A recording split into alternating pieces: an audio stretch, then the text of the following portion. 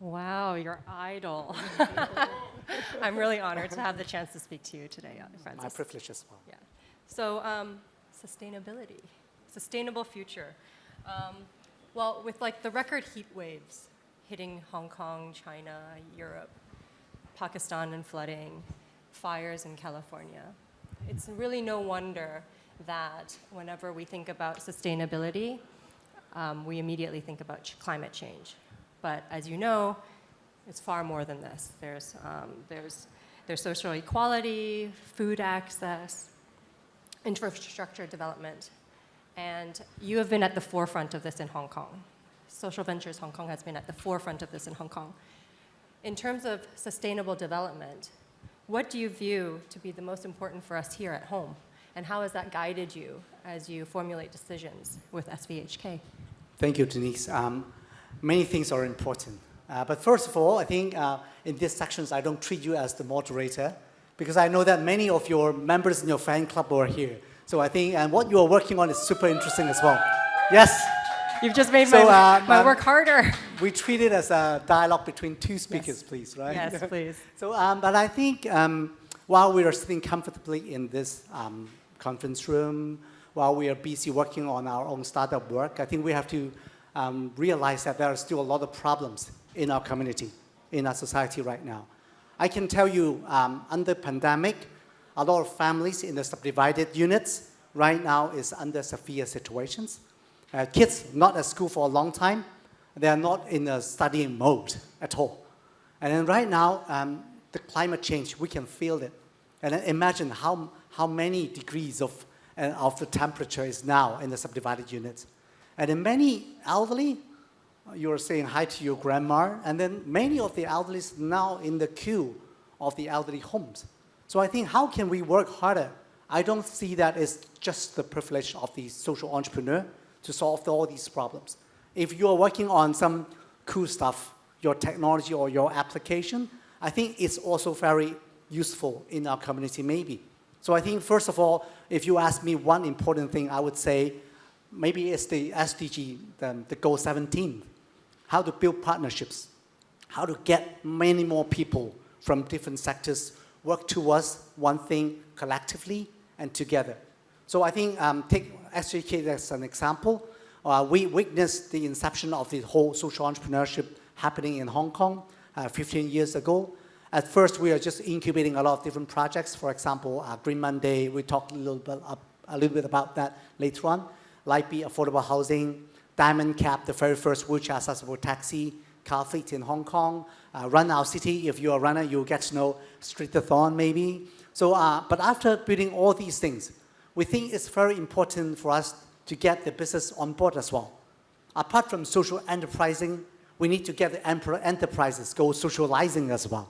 So I think we start working with a lot of bigger corporate to work on their impact strategy and their impact projects. For example, Airport Authority, URA, the Urban Renewal Authority, Rosewood Hotel, and many others as well. So we even provide advisory for some of the family foundations like Swire Trust, Chow Tai Folk, and then see how can we get these sectors to work harder and together on that. So I think if you ask me, right now at this era of change making, sometimes we call it an impact renaissance, we need to build partnerships.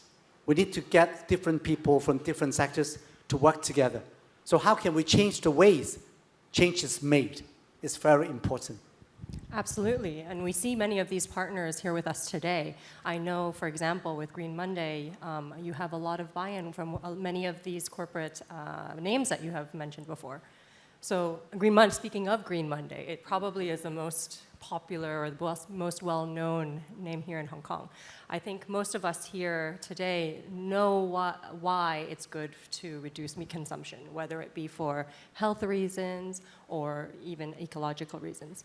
But could you talk to us a bit about how food tech has impacted the options for alternative proteins and eating healthier? Okay, so I'm not going to preach for a long thing about the plant-based diet. Just check out some of the Netflix documentary or just search online. So plant-based make huge impact to our climate change issues, actually. So I think, how many vegan or vegetarian in this room? Oh, Flexitarian. some of I the hear. hands are like that. But let's talk more later on. So one of vegan over here. But the good news is, Karina, we just need people to be flexitarian, I think. So it's very hard for someone to turn into a vegan overnight. But I think flexitarian is meaning a consistent habit every week. For example, one day meat-free. So what advocating by Green Monday is Monday, because weekend you are having party. So no point to ruin your party. But I think on Monday, we will start with Blue Monday anyways. Why not start with the missions? So that's something like this. But for myself, 10 years back, I'm just doing Green Monday. But later on, I find this baby step, the micro actions is very important to keep my consistent habit. So every Monday, I keep on doing that. Later on, actually, these 10 years, I become a vegetarian full-time already. So start with a baby step. The gradual step, I think, is more important. So right now, how can we get more people, right now they pledged, become a flexitarian? If you ask you, next Monday, can you be a vegetarian? They say yes. But where can I eat? It's very important to solve this as well. So apart from promoting the movement, how can we provide more options, become the missions of Green Monday? So later on, if you get to know, we have our own concept store called Green Common. Right now, apart from Hong Kong, we got almost 10 all over Asia. In Shanghai, we got 3 shops. Although we still have a lot of challenges. You can imagine with the COVID, where we are under severe situations. But at the same time, we see that launching a plant-based substitute is more important in Asia as well. So somewhat like the Beyond Meat or Impossible that we are more familiar with, we invented our own Omni Pork. And then recent years, last year, we launched Omni Seafood. So these, apart from we can launch at our concept store, at our restaurant, we can work with the restaurant chains. So that's what we talked about, the partnerships. So right now, what we need is not just one successful Green Monday. We need to build a successful ecosystem for the overall plant base. So we are very happy that in these 2 or 3 years, we work with McDonald's. So if you have no choice for the vegetarian, you can go for a breakfast. They have the Omni Luncheon Meat. Don't eat it every day, of course. But I think if you're eager go for a vegan breakfast, you can just go to McDonald's right now. So if you're a local Hong Kong, you'll get to know Tam Zai, right? The noodles, very famous one. So we even launched options together with these kind of food chain. So that right now, even in the community, you got vegan or vegetarian options. It's very important. So apart from that, right now, in terms of the grocery, Omni Pork is selling around the world. We just went into Walmart. So apart from American, we sell in Europe as well. So how can we get a Hong Kong startup with the food tech technology to go around the Asia? I think we need more collaborations and partnerships. I know where I'm going for breakfast soon. I can also have my hash brown.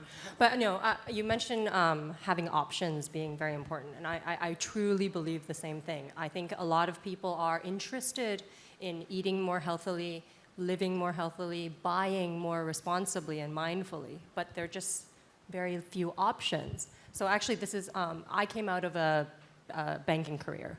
And I wanted to do something in the sustainability space. And this is why I joined Cerqular, and it's extremely important to me because we're aiming to build a platform, a retail platform, and that will become an ecosystem to support sustainable and responsible consumption. And I think only with such infrastructure and platforms are we ultimately able to shop sustainably for our families and home in an easy and convenient manner. Because only when it's easy and convenient are people willing to change their habits. So hopefully we'll be able to find work together. Yes. So riding on that, I'll build a little sidetrack on that. It's we see that a lot of women need a work in the community. So a few years back, we started the project called Hatch, like hatching egg. It's we call it a co-working factory. So apart from co-working space, we need more community workplace for the women to go to work more easily. So at our factory, we got different brands. We promote local productions. So in case you got some brands would like to have more local productions, we got women in the community to help out that. But at the same time, we got a kids' room in our factory. So women, even single mom, they need to take care of their kids. They cannot work because of that sometimes. So they could bring their kids to work for 1 hour or 2 hours as well. So I think that combined with what you talked about is we call it the impact lifestyle. Consumers need to change, and they need options. How can we build up more environmental friendly product, but at the same time, if it's not locally made, we can minimize the carbon footprint, but at the same time, we are providing jobs or economy for the community. That would be a great thing. Yeah, so the concept of having an end-to-end ecosystem, it's not even end-to-end, it's a circular ecosystem is so important. But actually, you also mentioned previously to me off this separately that there's a link between what you're doing on the property side, sustainable housing side, and how it links to Hatch. Can you talk to us a little bit about what you're doing to promote sustainable housing here in Hong Kong and how that leads into the women's work with Hatch? Sure, thank you so much. I think when we talk about sustainability, many people focus on the environmental thing. But I think a lot of societal issue is now still in severe situation. So there's one project that we work on, it's called Light B, with a product called Light Home. In Cantonese, called Guang Fong, if you heard about. I think 10 years back, we see that in the Hong Kong market, the property market, we just got private market and the public market. And as we all get to know, right now for grassroots families in need, they need to wait for public housing. Average waiting time right now rise up to 6 years. So imagine a single mom or a grassroots families with kids, they need to stay in the subdivided unit for 6 years. If they are in primary school, they need to wait until secondary schools. Actually, in the subdivided unit, it's not just the physical security problem or the hygiene problem. I think it is the emotional problems as well. So in the subdivided unit, people losing that momentum to climb up the ladder.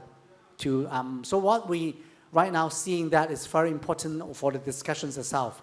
Apart from talking about the safety net, we need to talk about the trampoline concept. Can we get them back on track? So Light B is a concept like that. We assume that a lot of landlords doesn't just need the market rent.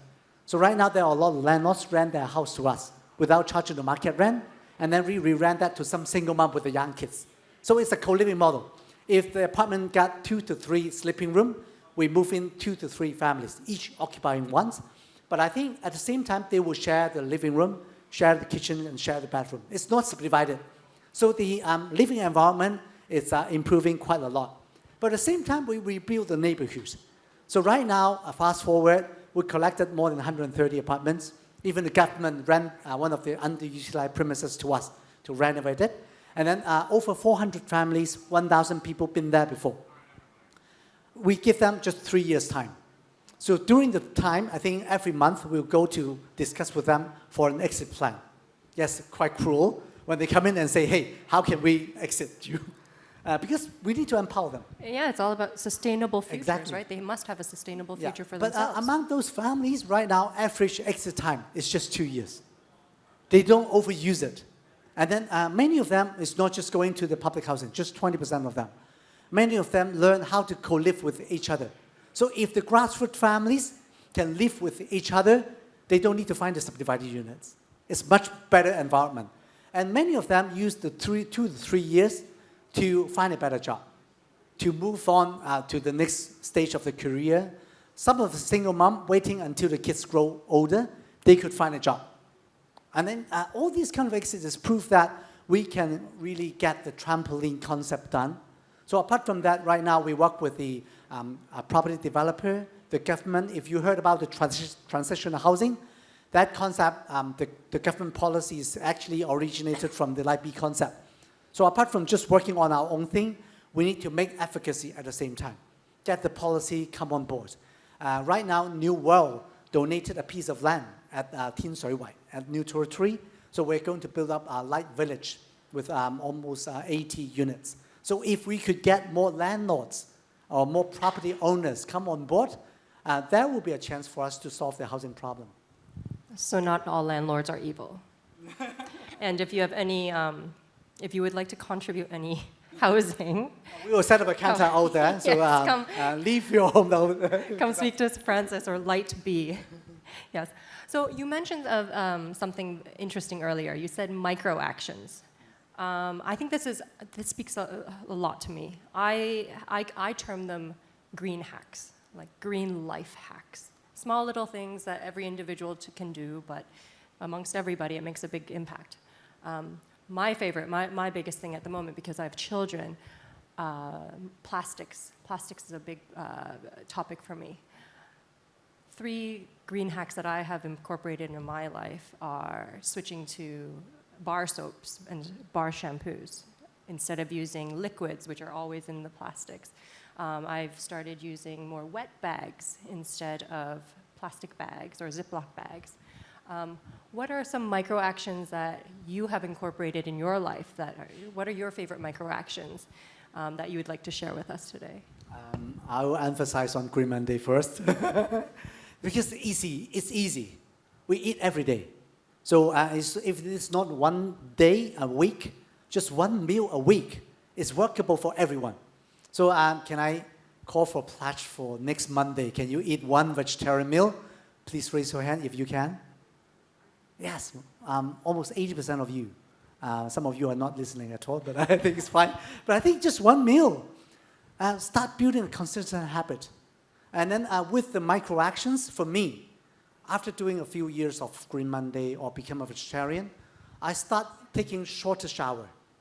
I start adopting the soap bars as well. Because I see that I try so hard in reducing my carbon footprint. I try to build awareness. So micro actions, the magic of the micro actions is to consistently build the consciousness. If you remind yourself, it's just like praying. If you pray every day, your wish will come true. If you remind yourself with the climate change thing, with a cautious consumption thing, that would be a more long-lasting habit. I'll take up the role of a moderator. So for Cerqular, I think, of course, we are building up a circular economy. But in terms of the consumption habit, do you see that globally? How is the outlook? Is it an upcoming trend, or is it more popular in the US or Western country or locally? How is it? No, absolutely. I think globally, Gen Z, millennials, Gen X, Gen Z, millennials, we're all very focused on consuming more mindfully. Like if we were given the choice, we're less focused on price as older generations. We would like to make mindful and responsible decisions. But at the moment, it comes back to how empowered are we to make these micro actions? How difficult is it for me to change from eating a hamburger at McDonald's? Once there's Omnipork there, it makes it so much easier, right? So that's what Cerqular is here for. We're building a marketplace where we're only going to be onboarding sustainable merchants. So it's going to be a one-stop shop amongst so many product verticals. You can go to, you want to shop mindfully for your home, you can buy your soaps, things for your kitchen, your clothes, your shoes on this platform. We love shopping in shopping malls. We love Lane Crawford. Why do we love it? It's because everything is there. We don't have to run from one part of town to another to get everything. That doesn't yet exist for sustainable shops and goods. We have so many wonderful people having opened wonderful stores here in Hong Kong, whether it be Green Commons, Slowood, Live Zero, all these places. But ultimately, at the moment, we have to run around to multiple places. So hopefully, we'll be able to have discussions with them and yourselves, and we'll welcome them onto our platform later. Yeah. So echoing with what I said at the earlier of the sections, I think it's the platform. So I see that Cerqular on what you're working on is trying to build more of these platforms. We don't just need one; we need many more. Because I think a lot of manufacturers, one of your friends is working on some sustainable product. But I think where to market these. So apart from Hatch, right now we have another platform called We Plus. So we, not me. So we are trying to aggregate different locally made products. Some of them are fair trades, and some other environmental friendly products that we put together. So right now we are helping them to go to the Hong Kong TV Mall or some other different electronic platform, which is quite difficult for one small brand when they are starting up to go on these platforms. So we are aggregating these. For some of the platforms, we even ask for separate shop-in-shops, so that when some more conscious consumers want to find this place, they could go for that. So definitely something that we can work together on that. But one more question from me, sorry. Sure. People talk about ESG investing, impact investing. Do you see that will be accelerating with all these sustainable consumption habits? I think so. I think we are a generation, I am a generation, the younger folk behind me, we have been told all our lives that we can be the change, right? So we're going to be the change in whether we are running things ourselves through micro or macro investments. We will find, I truly believe that we will see more involvement from people of my generation to support businesses that are going to truly deliver the sustainable future that we deserve for ourselves and for our children. Yeah. So I think writing on that, I think don't underestimate that right now how desperate these people want to collaborate and work towards some of the sustainable goals together. So one of the things we talked about earlier, it's apart from social enterprising, we got the corporate on board to build up their own impact strategy, to work more collaborative with some NGOs and SCs. But I think right now, these few years, we even asked for a lot of startup people to come on board. Actually, they are young people. They all want to build up a better place. So every one of them, when we talk to the founder or even their workers, hey, can you use your technology or applications to work a better Hong Kong city? They all say yes. So we work with Bowtie, the InsurTech. We work with Preface Coding to get their Nomad to work something with our community kids together. So right now we are also build up a new concept called Impact Valley. So can we build up using Hong Kong to call for a lot of startups together? Karina knew this concept. I assume that you will be on board, right? Yes. So how can we call for more conscious startup to work together? So we can get some expertise, NGO, social workers, to brief you about what is happening with our grassroots families. And then you think about how to use your technology to solve these problems together. So it's an alternative hackathon. We can think about how to bring these things into the community. Right now, we have a community lab / community clubhouse, we call it, at Sam Shui Po. We work for 6 years already. We call for the grassroots families in the subdivided to become our member. So not just the middle class need a clubhouse. They need a clubhouse to know friends together. So if you got some good stuff, we can try it as a lab in this area as well. So I think way forward, if we could not just waiting for some social entrepreneur, sometimes we call them idiots, to quit their job to be a social entrepreneur, we can call for the startup people. Don't raise your hand. Not the idiot part, but quitting but a corporate job. That's not fast enough. Imagine if we could get hundreds of startups to using their platform to come on board in the impact. That would be a more powerful and faster thing that we could scale the impact. So I think right now I treat it as a chance. Thank you, Karina, for this platform. But way forward, we got many other platforms. We need Karina or some other people in the startup scene to come together, to work together for our better city. I think that's a wonderful summary of everything. We have a few minutes left. Should we open it up to the floor to see if anyone has some questions?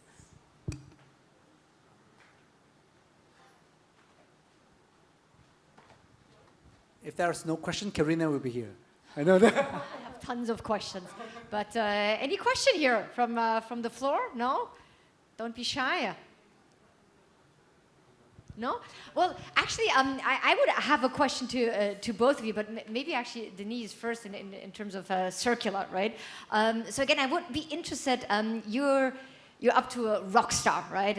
Amazing traction. I was wondering in terms of your consumer base, do you see it way more skewed towards a certain part of the population, or is it very homogeneous, that wish, that willingness for really sustainable products across ages, across different demographics? I think the initial demographic is what you would expect. It's a younger demographic, a lot of females, a lot of mothers who are trying to be more conscious for their family. But ultimately, it's for everybody. Anyone can be on this. I do believe that at heart, no one is shopping to cause harm, right? We're all buying because we need something.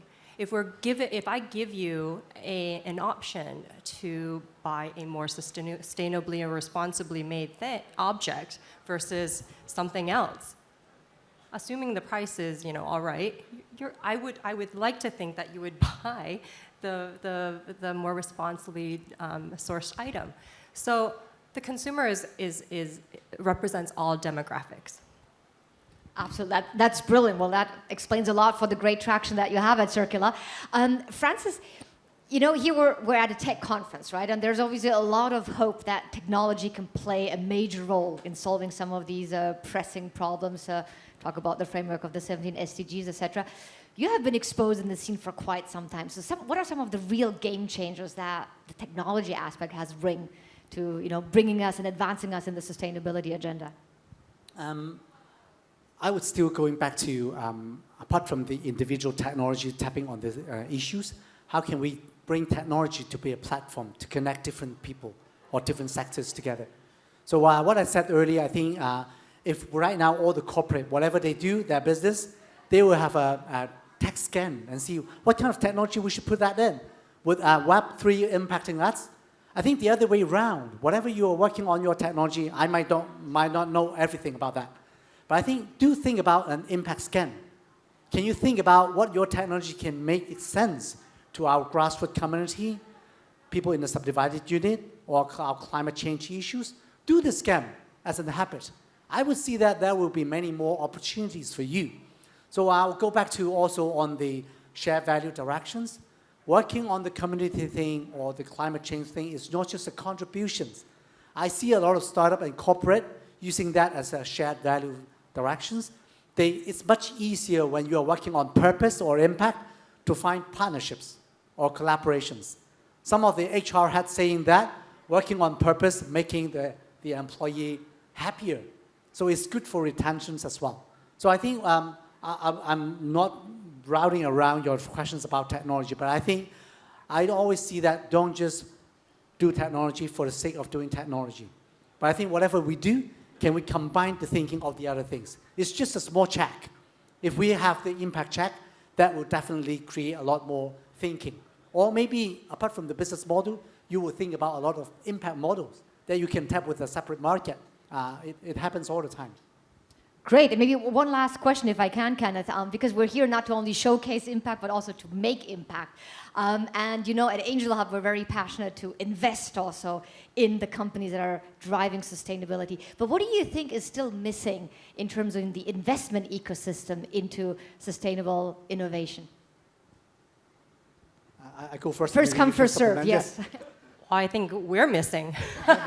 We're missing as a sustainable retail platform.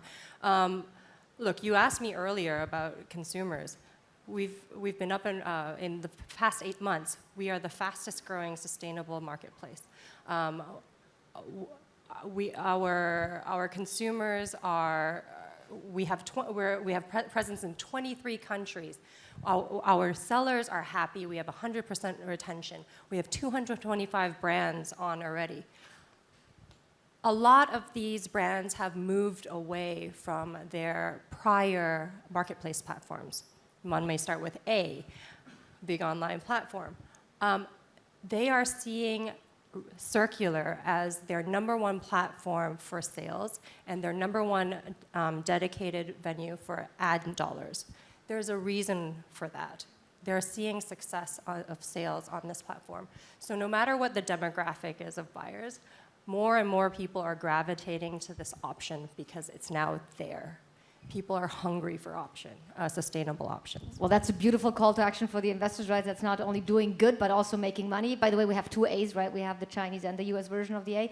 That you're disrupting, great. So, Francis, what's missing? How do we get more money into sustainability? I would more tricky to say it's an ecosystem. Okay. I think we got more money than deals, at least in the impact investing world. But I think, can we get more different kind of exit? For example, get some corporate to merge with some small startup to build up their own impact arms? Can we get these different startups or non-profit work together? We need more of these kind of vehicles so that we can build up more vivid ecosystem. Investors can come on board. I think that's it. I guess that's a beautiful end word. A big hand of applause for our star panel.